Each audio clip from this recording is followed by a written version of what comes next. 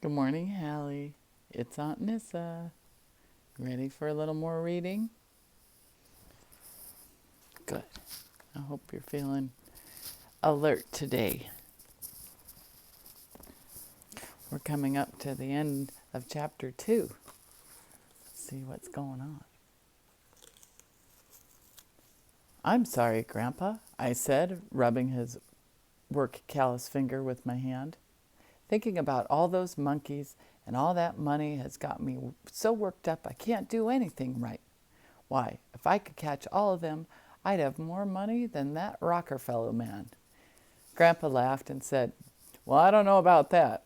I understand he has an awful lot of money. Once the spring was securely wired, the jaws of the trap were free and useless. Taking one of the cloth strips, Grandpa started wrapping the jaws. I saw right away what his idea was. With all that soft padding on the jaws of the trap, it probably wouldn't hurt a monkey's paw at all. Just to let Grandpa know that I was using my head a little bit, I said, Boy, Grandpa, that sure is a good idea. Why, with the jaws of the trap wrapped like that, a monkey wouldn't even know it was on his foot. I'd think he'd know it was on his foot all right, Grandpa said, but once he gets in it, I don't think there's much he can do about it.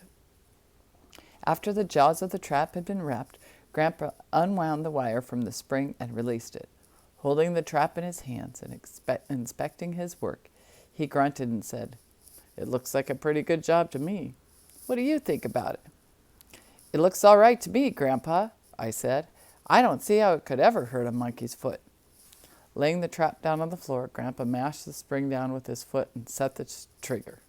Stepping back, he stood several seconds looking at it, and then he grinned and said, Just to be sure it won't hurt a monkey's paw, I think it should be tested out, don't you? Tested out, I said. How are we going to do that, Grandpa? With a twinkle in his eyes and a silly little grin on his face, Grandpa said, The only way I can think of it is for you to poke your finger in it. I didn't even answer, Grandpa. I didn't have to. My action spoke for me. Closing both hands, I put them behind me and stepped back.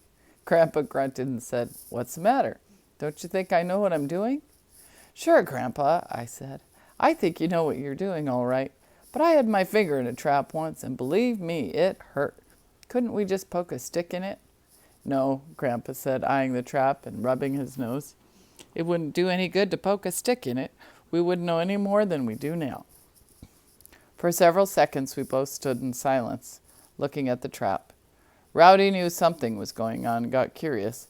He eased over and took a look at the trap himself. One look was all he wanted. He started backing up like a crawdad, and then sticking his tail between his legs, he disappeared behind some boxes.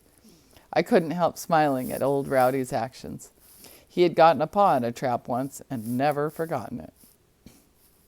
Grandpa broke the silence by saying, Well, we're not getting anywhere just standing here. It still has to be tested out. Now I'm going to poke my finger in it, but if that thing hurts, you might have to help me get it off my finger. Do you understand? I nodded my head to let him know that I understood, but I didn't like it at all. Well, here goes, Grandpa said. Closing both eyes, he reached over and tripped the trigger with his finger. The trap snapped and Grandpa jumped. I closed both eyes and gritted my teeth, and I didn't open my eyes again until I heard Grandpa chuckling. That's about the best monkey-catching trap I've ever seen, he says. It didn't hurt a bit. I hardly felt it. All excited to help Grandpa get the trap off his finger, and then working together, we wrapped the jaws of the other 5 traps. Handing the traps to me, Grandpa said, Well, it looks like you're in the monkey-catching business. Let me know how you come out.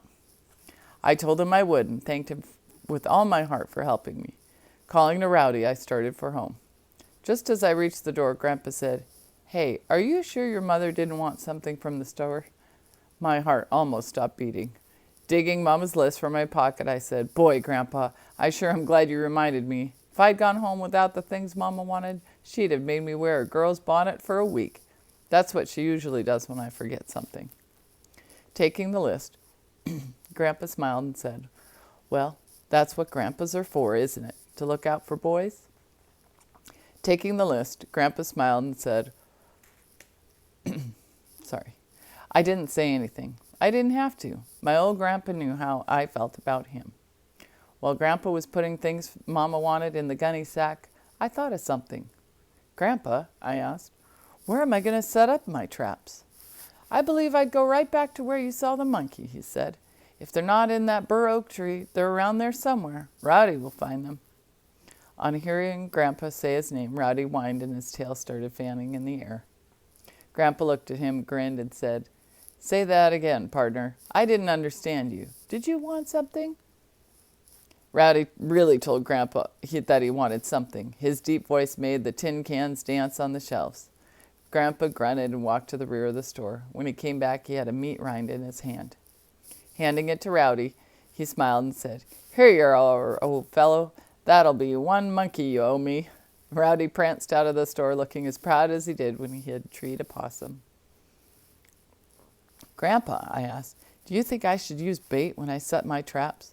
Bait, Grandpa said. Now, I hadn't thought of that. Yes, I believe I would. Well, I don't know what monkeys like to eat, I said. What kind of bait would you use? Well, let's see, Grandpa said. I'm not much of an authority on monkeys, but I've read where they'll eat most anything. Do you have any apples? We have a whole barrel of apples, I said. Papa got them from an Arkansas peddler. Fine, Grandpa said. Just set your traps in the dirt at the foot of the tree and hang an apple above each one. I think that'll do the job. Just before Grandpa handed me Mama's groceries, I saw him slip something into the sack. I let on like I hadn't seen this because I knew what it was. It was a sack of candy for Daisy and me, and was one item that would never find its way to Papa's bill. Here you are, Grandpa said, handing me the groceries. The next time you're up this way, I hope to see a sack full of monkeys. Putting my traps in the gunny sack, I said, You will, Grandpa, and one of them will be that $100 monkey. He's the Jasper I want to catch. And that's the end of chapter 2. So, we'll start chapter 3 next time, okay? I hope you have a great day. I sure love you. Bye-bye.